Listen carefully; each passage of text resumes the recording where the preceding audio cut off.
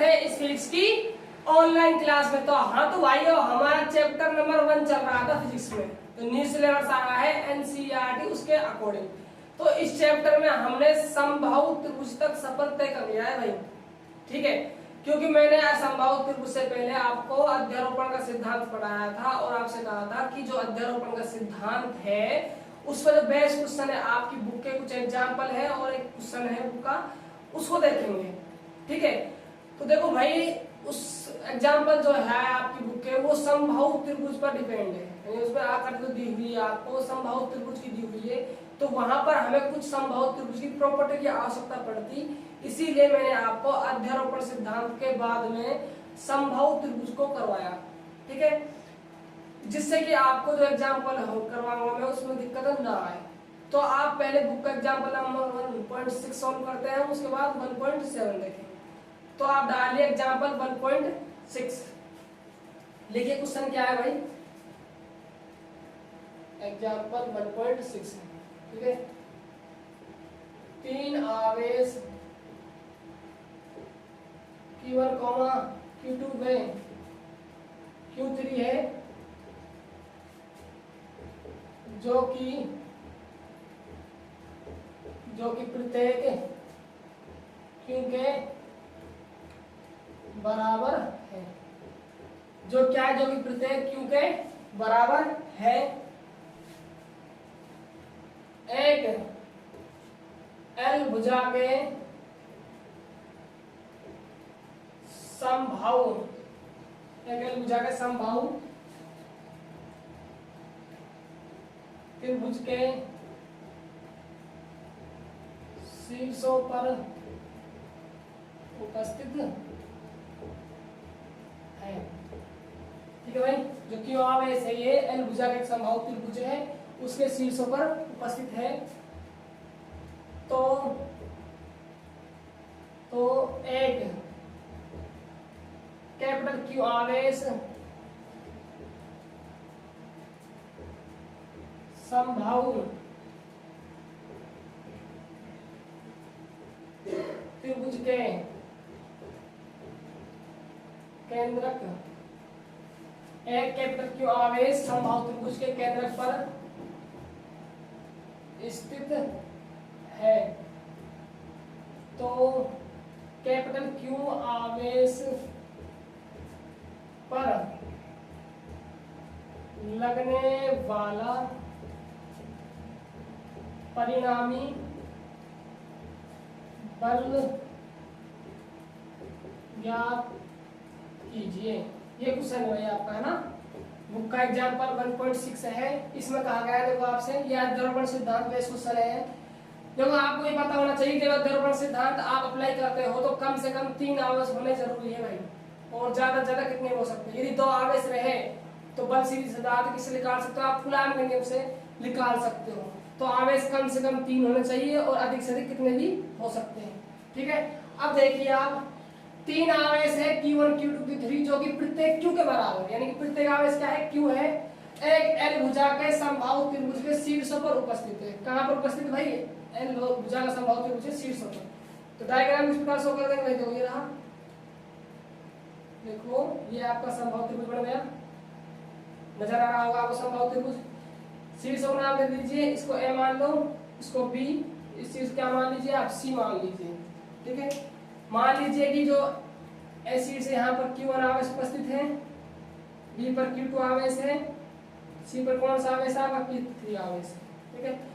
अब देखो इसमें कहा गया है जो Q1, Q2, Q3 आवेश है वो प्रत्येक किसके बराबर है, Q के बराबर है, यानी जो वैल्यू है Q के बराबर होने वाली है, ये भी Q के बराबर, ये भी Q के बराबर, ठीक है। आगे देखिए, एक L भुजा है, भुजा किसकी है, इसकी L है, ये L है तो ये भी L है, हम पढ़ चुके हैं समबाहु त्रिभुज प्रत्येक भुजा होती है आपस में क्या होती है, बराबर होती है। त्रिभुज शीर्ष पर उपस्थित है, तो एक कैपिटल Q आवेश त्रिभुज के केंद्रक पर, आपको पता होगा समबाहु त्रिभुज में केंद्रक, अंत केंद्रक और परिकेंद्रक तीनों पाए जाते हैं। तो एक कैपिटल Q आवेश है वो कहाँ उपस्थित है, यहाँ पर, ये तो केंद्र है, इसका केंद्रक पर उपस्थित है, ठीक है। अब देखो आप आगे स्थित है, तो कैपिटल Q आवेश पर लगने वाला परिणाम बल ज्ञात करना है। जैसे आपके ध्यान हो, हमने एक निकाय लिया था वहां पर अध्यारोपण सिद्धांत पर, यहाँ Q1 आवेश, Q2 आवेश, Q3 यहाँ Q1 आवेश था, यहाँ पर हमने परीक्षण आवेश Q नोट रखा था, ठीक है। इस पर एक Q1B, Q2, Q3 और Q1 क्या लगा रहा था, फोर्स लगा रहा था, और फोर्स लगाने के बाद हम तीनों फोर्स को क्या किया था, ऐड किया था। याद नहीं होता है अध्यारोपण सिद्धांत। इसी प्रकार इसमें देखो, इसमें कौन कौन आवेश लगाने वाले हैं, कैपिटल Q आवेश पर बल Q1 लगाएगा, Q3 लगाएगा, और कौन लगाने वाला है, Q2 लगने वाला परिणामी बल याद करना है ना। कौन कौन बल लगाने वाला है, Q1 बल लगाएगा इस पर, Q2 बल लगाएगा Q पर, Q3 बल लगाएगा Q पर। तो देखो यदि Q1 ने बल लगाया किस पर, Q पर, तो क्या होने वाला है भाई, Q1 बल लगा रहा है किस पर, इसको जो आप आवेश रखा हुआ है, इस सेंटर का आप क्या नाम दे दीजिए, O नाम दे दीजिए। प्रॉब्लम देने में कोई प्रॉब्लम नहीं होनी चाहिए। केंद्र को मैंने क्या मान लिया, O मान लिया। और यहाँ पर कौन सा आवेश उपस्थित है, कैपिटल Q आवेश उपस्थित है। अब देखो Q1 ने किस पर बल लगाया, कैपिटल Q1 पर बल लगाया, तो बल को मैं ऐसे कह दूं, FOC कह दूं, तो सी मत कहो, एक है ना, ये शीर्ष कौन सा ले रहे हैं, ए ले रहे हैं। अरे बताओ हाँ या नहीं, बात समझ आई कि नहीं आपको। दोबारा देखो, शीर्ष ए है, ये क्या है, O है, यहाँ Q है, यहाँ क्या है, Q1 है, यहाँ क्या है, कैपिटल Q है। तो Q1 क्या बल लगाने वाला है, कैपिटल Q पर बल लगाएगा, तो बल कितना लग रहा है, FOA कह दूं मैं। इसका मतलब क्या है कि O पर बल लगाएगा किस कारण, A के कारण। F पर कौन आवेश है, Q1 है, O पर कौन है, कैपिटल Q पर लगा। यही कहानी होती है भाई, सीधी सी बात है, ठीक है। अब देखो आप जरा, अब जब Q2 है वो किस पर लगाने वाला है, Q पर लगाएगा, तो देखो इस पर बल कितना लग जाएगा भाई, FOB कितना लगने वाला है, FOB। इसका मतलब क्या है, O बिंदु पर किस कारण, B के द्वारा लगाया गया बल। O पर कौन है, कैपिटल Q, और B पर क्या है, Q। यही कहा है, ठीक है। आगे देखिए Q3 बल लगाया किस पर, इसको O को यहाँ लिख दीजिए, इस डायग्राम अच्छी तरह से बन पाएगा। ये लगाने वाला है, ये कितना बल लगाएगा भाई, O पर तो लगा ही रहा है, कौन लगा रहा है, C पॉइंट से लगा रहा है, क्या बन जाएगा, FOC। और बल किस राशि है, सदिश राशि है, इसलिए मैंने यहाँ पर वेक्टर लगाया हुआ है भाई, ठीक है। अब देखो हमें ज्ञात करना है इस पर परिणामी बल, किस पर, कैपिटल Q पर परिणामी बल ज्ञात करना है। तो देखो, तो कौन से सिद्धांत लगाएंगे यहाँ पर, अध्यारोपण के सिद्धांत से लिखो, अध्यारोपण का सिद्धांत से, ठीक है। तो भाई जो Q आवेश है इस पर कितना बल लगेगा, कुल परिणाम बल चेक करना है, कौन कौन आवेश लगाने वाले हैं, Q1, Q3, Q और क्या Q2। सीरीज बार इन सभी बलों को क्या करना होगा, परिणाम निकालना, जोड़ना होगा। तो मैं कह दूं FO, क्या कह दूं भाई, FO कह दूं। FO का मतलब क्या है, यहाँ O पर चेक करना है परिणाम बल, कौन कौन बल लगाने वाले हैं भाई। एक तो लग रहा है इस पर FOA, प्लस में एक कौन सा लगेगा, FOB, ठीक है, और कौन सा लग रहा है, FO,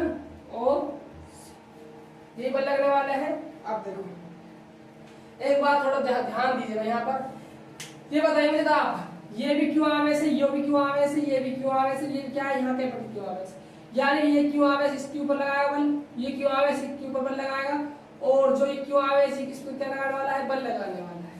तो आप एक बात ध्यान हो, जो AO है, OC है और OB है, इनकी लंबाई शायद बराबर होती है संभवतः त्रिभुज में। याद है किस अनुपात में बटी होती है माध्यिका, नलाय को बताओ ना, 2:1 में बटी होती है। तो वहां से हमारा आपको ध्यान हो, तो मैंने AO की वैल्यू निकाली थी, शीर्ष केंद्र की वैल्यू क्या आई थी, अरे भुजा का 1/√3 गुना आई थी, भूल गए, पढ़ते नहीं तुम यार। देखो क्या आई थी, मैं यहाँ पर लिख रहा हूँ चूक करके, AO बराबर है OB के, वो बराबर है OC, हाँ है ना, सही बात है। और इसकी वैल्यू कितनी आती है भाई, आपको ध्यान हो तो, भुजा का 1/√3 गुना आती है। भुजा क्या है यहाँ पर, स्मॉल l है और √3 गुना, ठीक है। अब देखो मैं इनके परिमाण की बात कर रहा हूँ, जो Q1 आवेश से कैपिटल Q पर कितना बल लगाने वाला है, और Q3 आवेश कैपिटल Q पर कितना बल लगाने वाला है, Q2 आवेश कैपिटल Q पर कितना बल लगाने वाला है। तो यदि परिमाण की बात करता हूँ तो इनमें कौन से किससे निकालेंगे बल, ये Q1 रहा है, क्यों कौन से नियम लगा देंगे, यहाँ पर कूलाम के लॉ लगा देंगे, सीधी सी बात है। परिणाम बल चेक करना है, कारण Q1 कारण कैपिटल Q पर, तो कौन सा बल लगेगा, कूलाम बल लगेगा, क्योंकि दो आवेशों के लिए कौन सा बल लगता है भाई, कूलाम्स लॉ काम करता है। तो यदि बात करूं मैं बलों की तो सीधी सी बात है, यहाँ पर देखो जितना बल FOC होगा उतने बल FOA होगा, उतने बल क्या होने वाला है, FOB होने वाला है। अरे भाई देखो क्यों यहाँ है, लेंथ सबकी बराबर है, कैपिटल क्यू आवेश सेम आवेश से बल लगा रहे हैं, ये भी क्यू ये भी क्यू ये भी क्यू, ये लंबाई ये लंबाई ये लंबाई सब बराबर, ये क्यू आवेश से बराबर। तो सीधी सी बात है जितना FO लगने वाला है उतना FOC लगेगा, उतना ही FOB लगने वाला है। तो मैंने क्या कर दिया, बराबर कर दिया। और बराबर कितना लगने वाला है भाई, तो K Q1 Q2 बटा R स्क्वायर। K तो आ गया नहीं था Q1, तो यहाँ सबके लिए क्या काम कर रहा है, यहाँ आप निकाल रहे तो Q1 Q लिखते हैं, यहाँ लिखते Q3, यहाँ Q2 लगाते। तो कह दूं मैं direct Q K Q Q1 Q1 क्या है हमारे लिए, कैपिटल Q बटा में R स्क्वायर। R स्क्वायर यानी कि दूरी का स्क्वायर, ये दूरी बराबर है सब, कितना है L/√3 का होल स्क्वायर, कितना है K Q1 Q बटा L बटा √3 का होल स्क्वायर। मैं देखता हूँ यहाँ तक आपको दिख रहा है नहीं दिख रहा,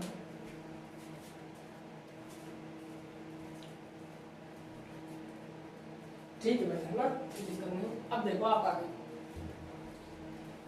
अब देखो आगे सॉल्व कीजिए इसको।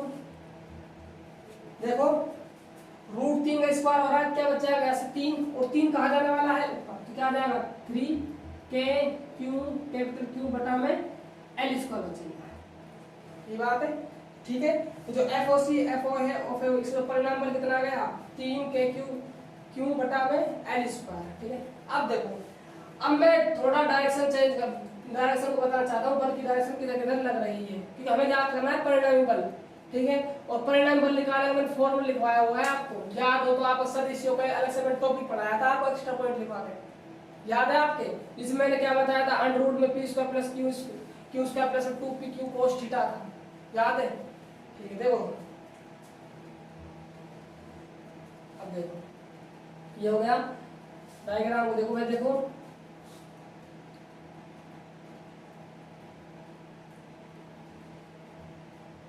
ये डायग्राम बलों का, यहाँ कौन सा बल लग रहा है, FOC बल लग रहा है, यहाँ पर FOB बल लग रहा है, यहाँ पर कौन सा लग रहा है, FOA बल लग रहा है।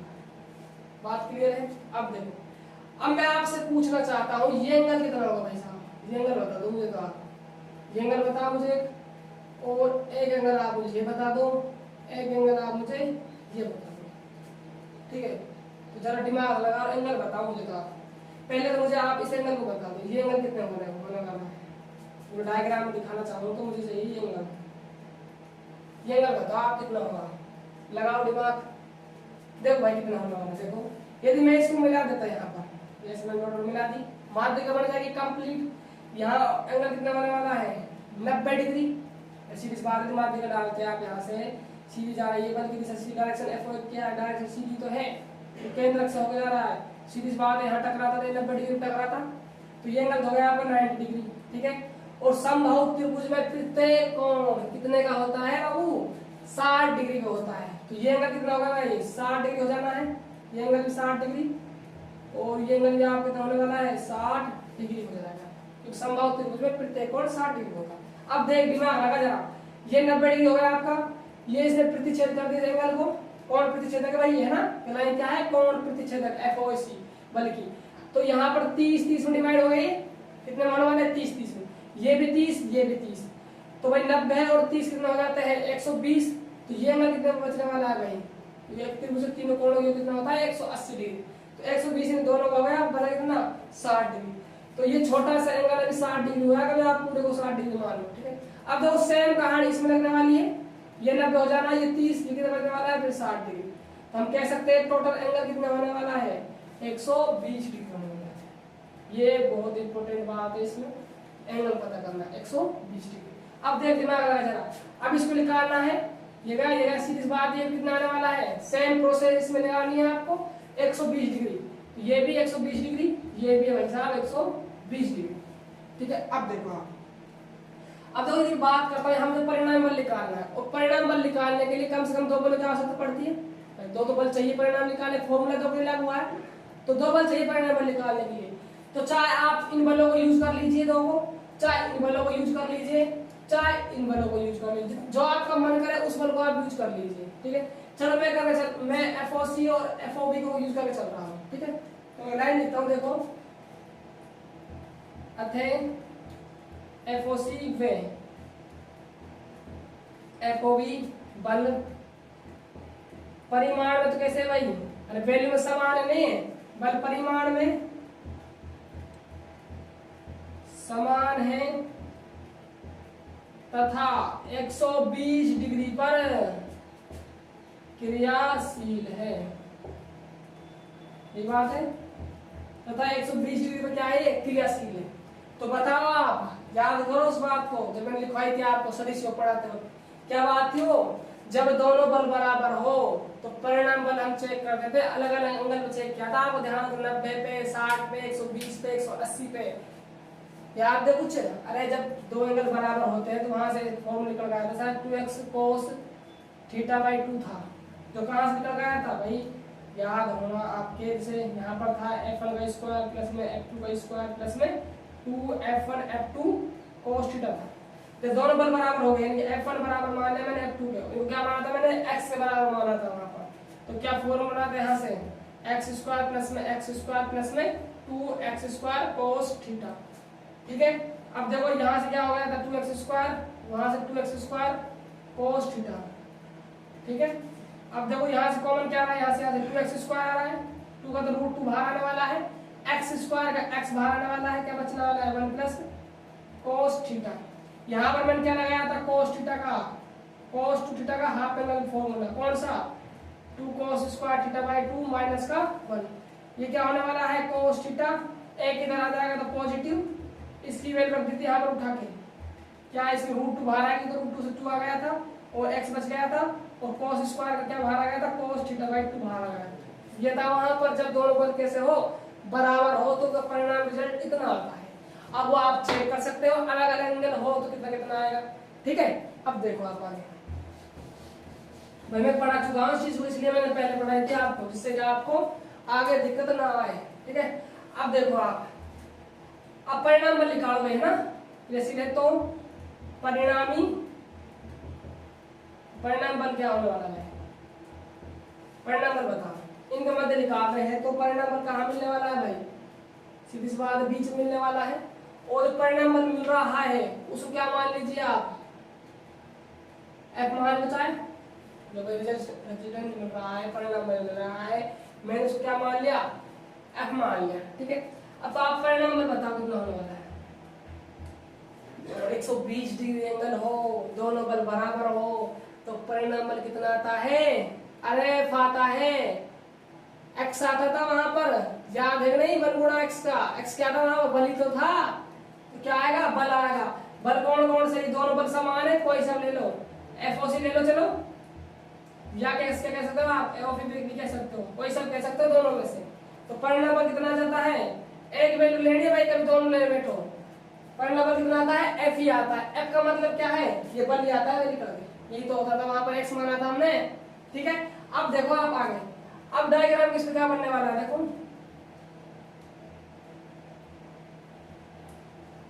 थोड़ा यहाँ देखो, डायग्राम किस प्रकार बन जाएगा,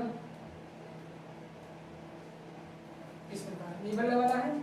यहाँ क्या आ गया परिणामी f आ जाता है, और यहाँ पर कितना चल रहा है, FOH, ठीक है। अब बताओ ये एंगल कितना होने वाला है, ये एंगल, अरे सरल रेखा में बने कोण कितना होता है, सरल रेखा कोण, सरल कोण हो गया 180 डिग्री भाई।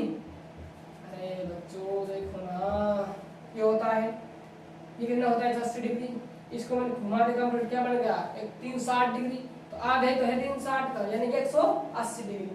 तो इसको चाहे आप क्या कह सकते हो, FOC भी कह सकते हो, चाहे FOB कह दो, ठीक है। परिणाम अब बताओ, अब परिणाम कितना आने वाला है, देखो FOC वे FOA, परिणाम में बराबर है, नजर आ रहे होंगे आप कैसे बने, बराबर है, FOC FOA परिमाण में तो बराबर है तथा कितने डिग्री क्रियाशील है भाई, 180 डिग्री पर क्रियाशील है, 180 डिग्री पर क्रियाशील है। तो परिणामी बल अब बताओ भाई परिणाम बल कितने मिलने वाला है, याद करो बल परिमाण में समान हो, ठीक है, और एंगल कितना हो 180 डिग्री हो, तो परिणाम बल कितना निकल कर आता है बाबू, जीरो। क्या निकल कर आता है, जीरो। याद है नहीं आपके, क्या निकल कर आता है बाबू, जीरो निकल कर आता है भाई। ये आपको क्या हो जाएगा इस क्वेश्चन का आंसर कंप्लीट हो जाएगा।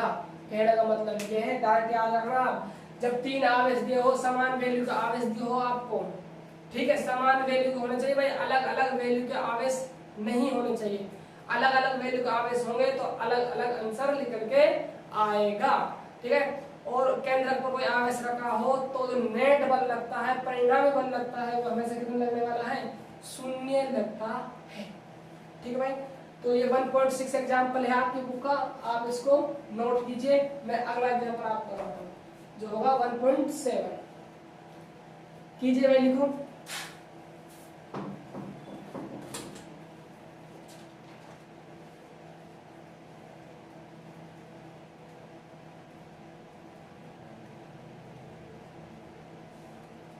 कर लिया होगा, ठीक है भाई, चलो तुम्हें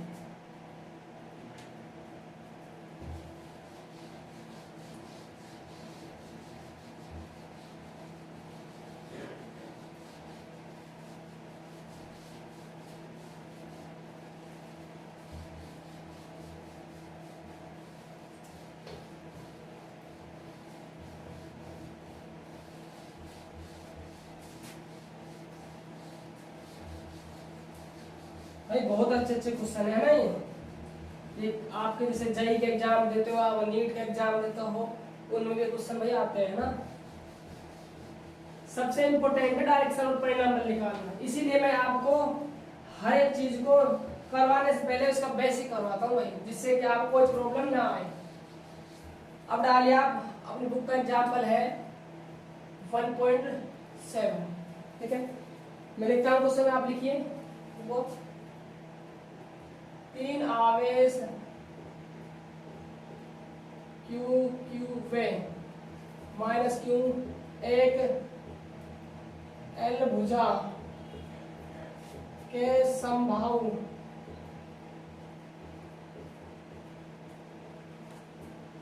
त्रिभुज के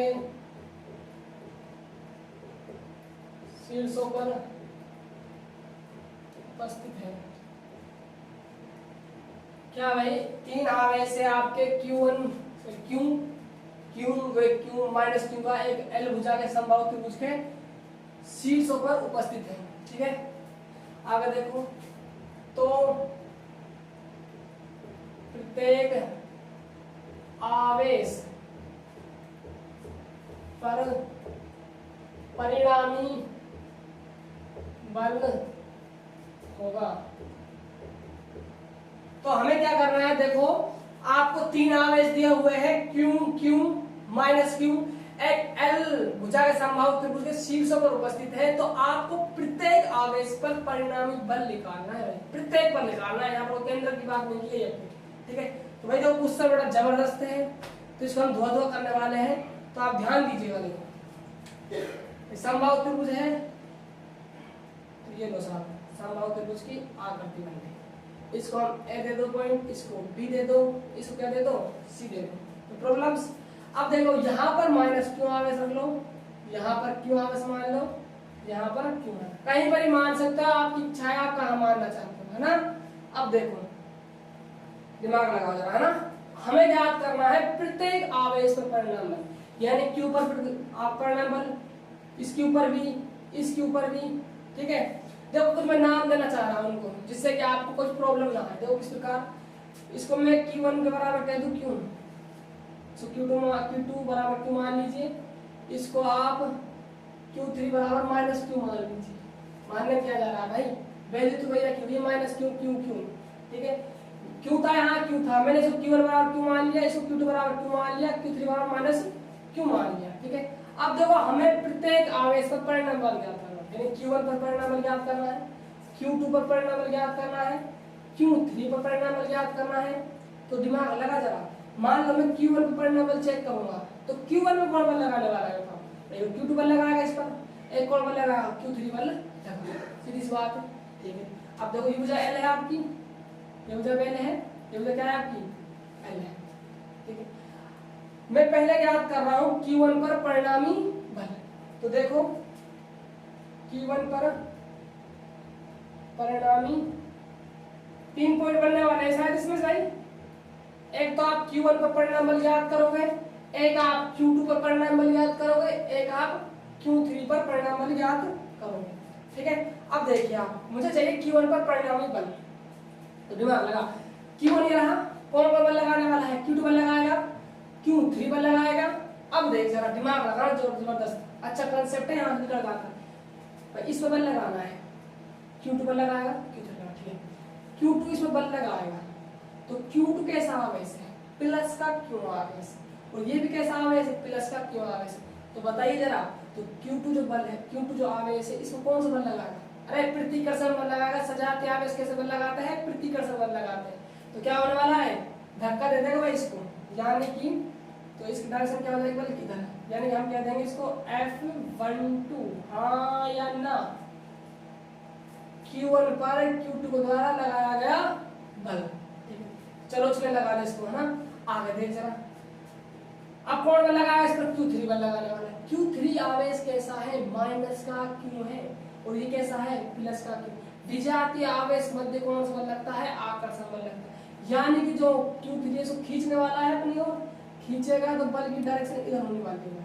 इंपॉर्टेंट है डायरेक्शन है बल की, पहले कह रहा हूं आपको, क्या हो जाएगी 1 3, ठीक है। अब मुझे इस पर परिणाम बल ज्ञात करना है इस पर, तो कौन कौन से बल लग रहे हैं इस पर, F12 लग गया और F13 लग गया, तो इनका परिणाम यही मिलने वाला है बीच में, हाँ या ना। F1 के दुष्परिणाम बल को कह सकते हो Q1 का परिणाम बल निकाल रहे हैं हम, ठीक है। अब देखो आप, मुझे तो ये बताइए आप, F12 और F13 की वैल्यू जो बल है हमारे भाई, ये कूलाम से निकल जाएगा ये बल, ये कौन सा बल इस नियम से निकलने वाला है, कूलाम नियम से, क्योंकि दो आवेश हो गए, यहाँ पर भी दो आवेश भाई। Q2 Q1 बल लगा रहा है तो कूलाम नियम लगा देंगे, क्या लगा के Q का स्क्वायर बटा में R स्क्वायर L स्क्वायर, इतना आने वाला है F12 भाई, सीधी सी बात है। मैं बात करता हूँ किसकी, F13 की, तो ये आवेश दो हो गए Q3 और Q1, तो K इसमें हमको चिन्ह लेना नहीं होता भाई, परिमाण में लेने होते हैं, तो K स्क्वायर बटा में L स्क्वायर।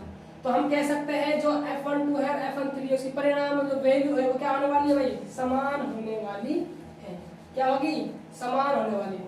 हम लिख सकते हैं यहाँ पर 1 और F13 कितनी वैल्यू होने वाली है इसकी, K Q स्क्वायर बटा में L स्क्वायर, ठीक है। अब मुझे निकालना है Q1 और परिणाम बल, तो मैं कहूँगा अतः F12 वे F13, ठीक है, F12 F13 परिमाण में समान है तथा, हाँ भाई एंगल बताओ। अब आप इंपॉर्टेंट क्या बात है हमारे लिए, एंगल ढूंढना, एंगल बताओ जरा, ये एंगल कितना होने वाला है भाई, परिणाम बल निकालना है, दोनों बल समान आ गए हैं, तो क्या होता है फॉर्मूला 2x cos θ/2 होता है। हमें किसकी आवश्यकता पड़ने वाली है, एंगल की। तो परिणामी जो बल का जो यहाँ डायरेक्शन है, इसका एंगल कितना होने वाला है दोनों बलों के बीच में, ये बताएंगे। देख बाबू, समबाहु त्रिभुज ये कोण 60, ये कोण 60, ये कोण आप कितना होने वाला है 60 होने वाला है, ठीक है। अब देखो ये क्या हुए, सरल कोण बढ़ गया 180 डिग्री का, ठीक है, ये 60 डिग्री हो गया, ये कितना बच गया फिर, अरे 120 डिग्री बच गया बाबू, क्या बच गया 120 डिग्री बच गया, तथा 120 डिग्री पर क्रियाशील है, तो परिणामी परिणाम बल कितना होने वाला है भाई, याद हो आपके परिणाम बल कितना होने वाला है, अरे बताओ परिणाम बल कितना होने वाला है, 120 डिग्री एंगल हो, अरे बल का F ही होने वाला है, हम उसको x मानते तो x होने वाला है, x का मतलब यही होने वाला है परिणाम बल, ठीक है। परिणाम बल कितना हो जाएगा, K Q स्क्वायर बटा में L स्क्वायर, बल सदिश राशि है तो यहाँ क्या लगा देंगे F1 K, तो Q1 आवेश से परिणाम बल निकल आएगा, कितना होने वाला है K Q स्क्वायर बटा L स्क्वायर। अरे समझ आया नहीं आया, अरे 120 डिग्री एंगल होता है तो जो परिणाम बल आता है वो F ही निकल जाता है, वहां पर हमने x माना है तो वहां पर x निकल जाएगा, वहां पर हमने F1 बराबर F2 मान के x माना, ठीक है, ये हो गया। अब देखो, अब हमें चेक करना है सेकंड पॉइंट क्या होने वाला है आपका, Q2 आवेश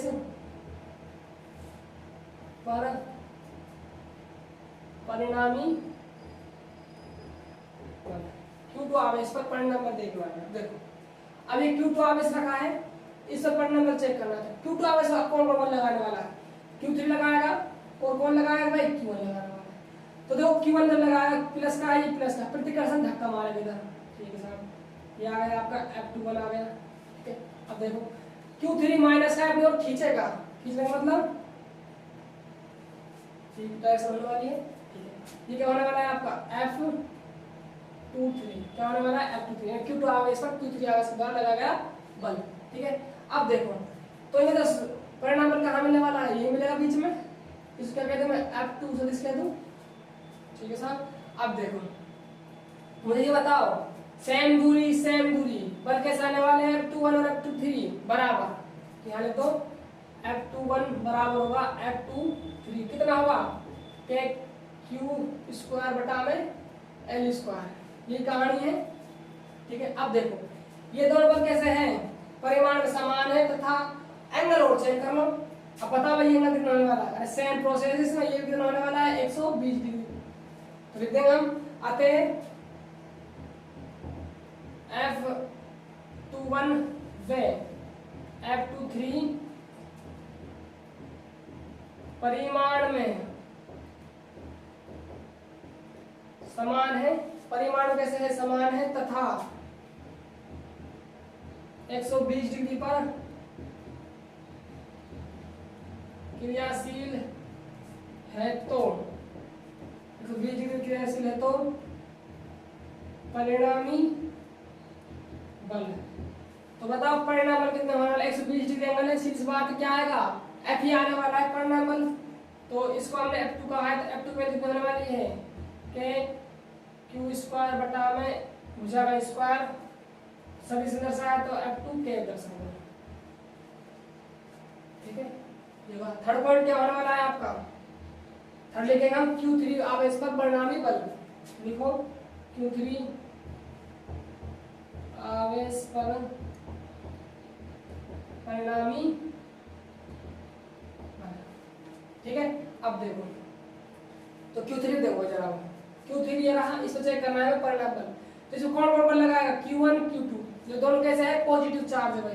तो Q1 अपनी ओर खींचने वाला है, इसको सीधी सी बात है क्या होगा? अपनी ओर खींचेगा, क्या हो जाएगा? वो F31, क्या होने वाला है? F31। ये जब अपनी ओर खींचेगा तो क्या होने वाला है? F3। हाँ या ना? तो बताओ भाई परिणाम कहाँ आने वाला है? परिणाम आने वाला है आपका बीच में, कितना आएगा? F3। सही बात है। और एंगल कितना होने वाला है यहाँ भाई? परिणाम 60 डिग्री, क्या होने वाला है? 60 डिग्री। अब देखो दिमाग आ जाए, सीधी बात है, ये बल और ये बल क्या आने वाला है? F31 और F32 क्या आने वाले हैं? बराबर आने वाले हैं। मैं लिख रहा हूँ यहाँ पर, देखो F31 बराबर है F32, कितना है? के Q स्क्वायर बटा में भुजा का स्क्वायर। ठीक है, अब देखो आप अब क्या लिखेंगे? अतः जो F31 है वह F32 है, परिमाण में से है समान है, परिमाण में समान है तथा 60 डिग्री पर क्या है? क्रियाशील। 60 डिग्री पर क्रियाशील है। तो परिणामी बल, तो परिणामी बल। तो बताओ भाई, अब बताओ तुम, बहुत तुमने आराम खा लिया है। अब बताओ जब एंगल 60 डिग्री हो और दोनों एंगल क्या हो, दोनों का बल कैसे हो? आपस में बराबर बल हो, तो परिणामी बल कितना निकल आता है? बताओ भाई। अरे इसलिए तो मैंने करवाए हो पहले, जिसको आपको यहाँ पर पूरी प्रोसेस ना करनी पड़े। ठीक है, तो क्या होता है परिणाम बल? बताओ जरा 60 डिग्री एंगल पर। अरे √3 गुना होता है बल का यार, आप पढ़ते नहीं। हाँ देखो कितना होता है भाई? √3 गुना होता है ना।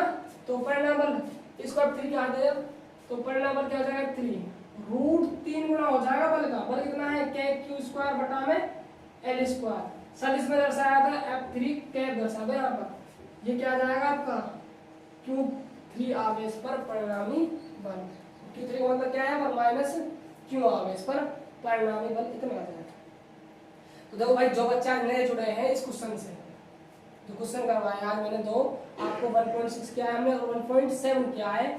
जो स्टूडेंट आज इस वीडियो में पहली बार जुड़े हैं तो मैं देखो आपसे रिक्वेस्ट है, ये वीडियो आपके समझ नहीं आएगी, मेरी गारंटी है। ये वीडियो आपको तभी समझ आएगी जब आप एक टॉपिक क्या पढ़ लोगे, सदिश योग वाला। कौन सा टॉपिक भाई? तो सदिश योग का टॉपिक। इसमें जब आया है, इस वाले सवाल में जो काम आया है वो तो सदिश योग टॉपिक था हमारा, हमने पढ़वाया है आपको अध्यारोपण सिद्धांत में। सदिश योग आया था एक बार, तो मैंने वहां पर सदिश योग को आपको पूरी तरह क्लियर किया था, ठीक है। उसका फॉर्मूला, दोनों एंगल बराबर हो, दोनों बल बराबर हो तो क्या कौन कौन से एंगल पर कितना कितना परिणाम बल निकलने वाले हैं, वहां सब चीज करवाई हुई है। तो ये क्वेश्चन तो बेस है सदिश योग पर। देखो इस जो पिछला वाला क्वेश्चन किया था वो दो सदिश योग पर बेस था एंड और किस पे बेस था? समबाहु त्रिभुज की प्रॉपर्टी पर। किस पर भाई? समबाहु त्रिभुज की प्रॉपर्टी पर। समबाहु त्रिभुज माध्य का आप किस अनुपात में बांटने वाले हो, तो माध्य लंबाई कितनी होगी, शीर्ष से केंद्रक की दूरी कितनी होने वाली है और केंद्रक से भुजा के लंब डाला है उसकी दूरी कितनी होने वाली है। तो वहां पर सब चीज आपको एक चीज क्लियर की हुई है अलग से, तो आप सर्च कर लेना प्ले लिस्ट में जाकर, समबाहु त्रिभुज के बारे में संपूर्ण जानकारी तो आपको वहां पर मिल जाएगी, ठीक है। और सदिश योग है वो अध्यारोपण सिद्धांत डालना, वहां पर अध्यारोपण सिद्धांत की हेडिंग होगी, आप प्ले लिस्ट में जाना, वहां पर आपको अध्यारोपण सिद्धांत में सदिश योग के बारे में पूरी जानकारी मिल जाएगी। तो देखो ये अपने क्वेश्चन थे, एक क्वेश्चन हो गया बुक का पीछे का है शायद, है ना। तो उसको जब हम क्वेश्चन करवाएंगे बुक के तब उस क्वेश्चन को ले लेंगे। फिलहाल हमने एग्जाम्पल देखे आज 1.6 एंड 1.7, ठीक है। तो आप इनको रीड कीजिएगा अच्छी तरीके से और अपने नोटबुक में उतार लेगा भाई, क्योंकि हम प्रॉपर यहाँ पर देखो आपको एक चीज मिल रही होगी, आपने ये भी नोटिस की होगी, ठीक है। नोटिस क्या किया होगा आपने कि इस चैनल पर ये नहीं है कि मतलब आपको कोई टॉपिक उठाया, जैसे मान लीजिए गुलाम का नियम पढ़ाना है तो मैंने गुलाम का नियम उठाया और गुलाम का नियम को पढ़ा के दे दिया, हाँ ये होता है गुलाम का नियम, दो स्थिर आवेश होंगे, बिंदुवत होंगे, दूरी नहीं होगी, हटा। तो ये नहीं कि मतलब कि मैंने आपको सिर्फ समझाया है, मैंने आपको पहले समझाया है उसके बाद आपको बोर्ड पर प्रॉपर नोट्स लिखवाया है, ठीक है भाई। यहाँ पर आपको हर एक स्टेप बाय स्टेप नोट्स मिलेंगे चैप्टर वाइज, क्योंकि हम पूरा सिलेबस कवर करने वाले हैं एनसीईआरटी का जो अब आया इस वर्ष, ठीक है।